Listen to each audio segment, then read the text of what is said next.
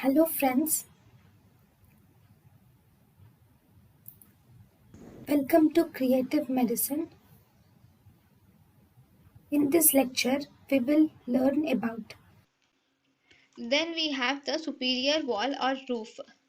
Then in the orbit, the superior wall or roof. So in this picture, if you see, this is the superior wall of or root. Superior wall is formed by the frontal bone. So this is the frontal bone, that to orbital surface of the frontal bone.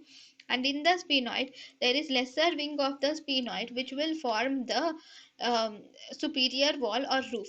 So superior wall or roof is formed by orbital part of the frontal bone, and also it is formed by the lesser wing of sphenoid.